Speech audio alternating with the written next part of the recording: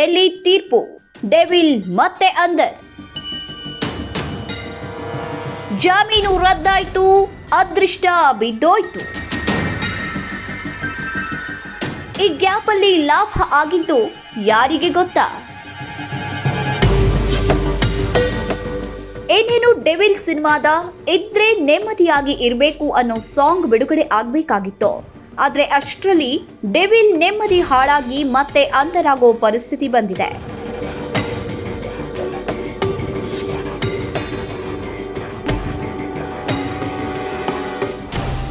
So from Delhi ಅಂದ್ರೆ supreme court from Delhi high court ಕೊಟ್ಟಿದ್ದ ಜಾಮೀನನ್ನ ರದ್ದು ಮಾಡಿದೆ. ಬಹುತೇಕ ಹೆಚ್ಚಿನವರು ಹೈಕೋರ್ಟ್ನಲ್ಲಿ ಬೇಲ್ ಸಿಕ್ಕಿದ ಮೇಲೆ ಸುಪ್ರೀಂ ಕೋರ್ಟ್ನಲ್ಲೂ ಬೇಲ್ ಸಿಗುತ್ತೆ ಅಂತಾನೆ ಅನ್ಕೊಂಡಿದ್ರು. ಆದ್ರೆ ಆಗಿದ್ದೇ ಬೇರೆ. ಈ ತೀರ್ಪು ದರ್ಶನ್, ಪವಿತ್ರ ಗೌಡ ಹಾಗೂ ಉಳಿದ ಆರೋಪಿಗಳಿಗೂ ಖಂಡಿತವಾಗಿಯೂ ಶಾಕ್ ಕೊಟ್ಟಿದೆ. ದರ್ಶನ್ ಪರ ವಕೀಲರಾದ ಸಿ.ವಿ. ನಾಗೇಶ್ ಅವರು ಹೈಕೋರ್ಟ್ನಲ್ಲಿ ದರ್ಶನ್ ಅವರ ಅನಾರೋಗ್ಯದ ಮೇಲೆ ಪ್ರಖರವಾಗಿ ಮಾಡಿದ ವಾದದ ಫಲವಾಗಿ 6 ತಿಂಗಳ ಹಿಂದೆ ಜಾಮೀನು ಸಿಕ್ಕಿದ್ದು ನಿಮ್ಮೆಲ್ಲರಿಗೂ ಕೂಡ ಗೊತ್ತೇ ಇದೆ. ಸಾಮಾನ್ಯವಾಗಿ ಕೊಲೆ ಪ್ರಕರಣಗಳಲ್ಲಿ ಒಮ್ಮೆ ಜಾಮೀನು ಸಿಕ್ತು ಅಂದ್ರೆ ಕೇಸು ನಡೀತಾ ಇರುತ್ತೆ ಹೊರತು ಮತ್ತೆ ಜೈಲಿಗೆ ಹೋಗೋದು ಕಡಿಮೆ ಅಂತಾನೆ ಹೇಳಬಹುದು. ನಂತರ 16 ವರ್ಷಗಳ ತನಕ ಕೇಸು ನಡೆದರೂ ಕೊನೆಗೆ ಸಾಕ್ಷಿಗಳ ಕೊರತೆ, ಸಾಕ್ಷಿಗಳ ಹೇಳಿಕೆ ಬದಲಾವಣೆ, ನೊಂದವರಿಗೆ ಕಡಿಮೆ ಆಗೋ ಆಸಕ್ತಿ, ಈ ಎಲ್ಲ ಕಾರಣಗಳಿಂದ ಆರೋಪಿಗಳಿಗೆ ಶಿಕ್ಷೆಯಾಗೋ ಸಾಧ್ಯತೆಯೂ ತೀರಾ ಕಡಿಮೆಯಾಗಿರುತ್ತೆ.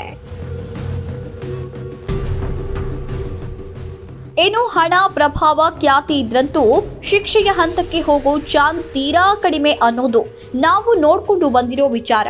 ಆದ್ರೆ ಕೆಲವು ನ್ಯಾಯಾಧೀಶರ ತೀರ್ಪುಗಳು ಮಾತ್ರ ನ್ಯಾಯಾಂಗ ವ್ಯವಸ್ಥೆಯ ಮೇಲೆ ಜನ ನಂಬಿಕೆ ಕಳೆದುಕೊಳ್ಳದ ಹಾಗೆ ಮಾಡೋದು ಖಂಡಿತವಾಗಿಯೂ ಒಳ್ಳೆಯ ಬೆಳವಣಿಗೆ.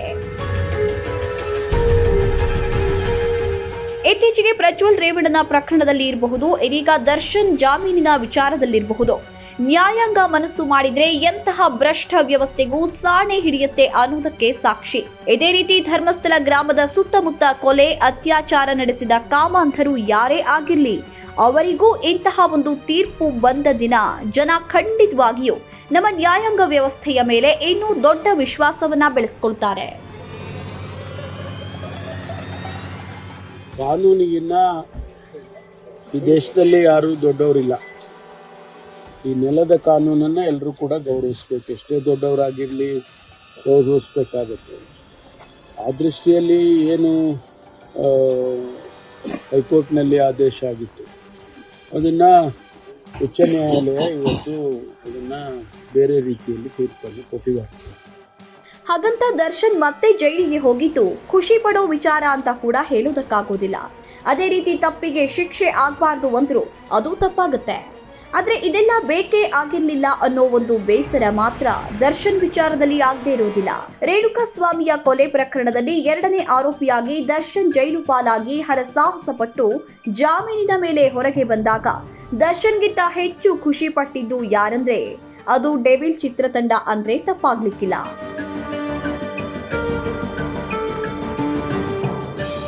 ದೊಡ್ಡ ಬಜೆಟ್ನ ಚಿತ್ರವೊಂದು ದರ್ಶನ್ ಪ್ರಕರಣಕ್ಕೆ ಸಿಕ್ಕಿ ಇನ್ನೇನು ಅದರ ಕತೆ ಮುಗಿದೇ ಹೋಗುವ ಹಾಗಾಗಿತ್ತು. ನಿರ್ದೇಶಕ, ನಿರ್ಮಾಪಕ ಪ್ರಕಾಶ್ ಮುಳುಗಿಯೇ ಹೋಗೋದು ಖಾತ್ರಿಯಾಗಿತ್ತು. ಬಹುಶಃ ಕೆಲವು ತಿಂಗಳು ಜಾಮೀನು ಸಿಕ್ಕಿದ್ದು ಉಳಿದವರೆಲ್ಲರಿಗಿಂತ ಅದು ಪ್ರಕಾಶ್ ಅವರ ಅದೃಷ್ಟ ಅಂದ್ರೆ ತಪ್ಪಾಗ್ಲಿಕ್ಕಿಲ್ಲ. ಸಿಕ್ಕಿದ್ದ ಆ ಜಾಮೀನು ದರ್ಶನ್ಗಿಂತ ಡೆವಿಲ್ ಚಿತ್ರತಂಡಕ್ಕೆ ಮುಖ್ಯವಾಗಿತ್ತು. ಜಾಮೀನು ಪಡ್ಕೊಳ್ಳುವಾಗ ದರ್ಶನ್ ಆರೋಗ್ಯ ನಡೆಯಲಾಗದಷ್ಟು ಹದಗೆಟ್ಟಿದೆ ಅಂತ ನ್ಯಾಯಾಲಯದ ಗಮನಕ್ಕೆ ತಂದಿದ್ರು. ಹೊರಗೆ ಬಂದ ಕೆಲವೇ ದಿನಗಳಲ್ಲಿ ಚಿತ್ರೀಕರಣದಲ್ಲಿ ಭಾಗವಹಿಸಿ ಇದೀಗ ಡಬ್ಬಿಂಗ್ ಕೂಡ ಮುಗಿಸ್ಕೊಟ್ಟಿದ್ದಾರೆ ದರ್ಶನ್.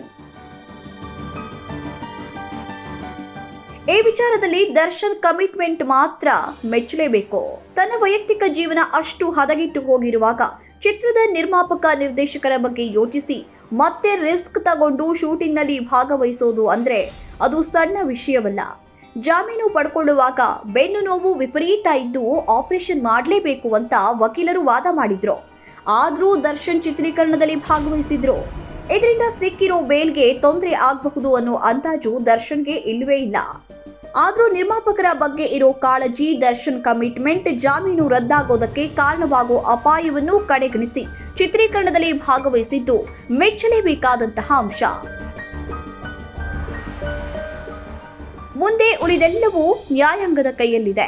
ಈಗ ಸುಪ್ರೀಂ ಕೋರ್ಟೇ ಜಾಮೀನು ರದ್ದು ಮಾಡಿದ ಮೇಲೆ ಇನ್ನು ದರ್ಶನ್ ಹೊರಗೆ ಬರೋದು ಹೇಗೆ, ಯಾವಾಗ ಅನ್ನೋ ಪ್ರಶ್ನೆ ದರ್ಶನ್ ಅಭಿಮಾನಿಗಳನ್ನ ಕಾಡೋದಕ್ಕೆ ಶುರುವಾಗಿದೆ. ಮುಂದೆ ಏನಾಗುತ್ತೆ ಅನ್ನೋ ಪ್ರಶ್ನೆಗೆ ಸದ್ಯಕ್ಕಂತೂ ಉತ್ತರ ಇಲ್ಲ.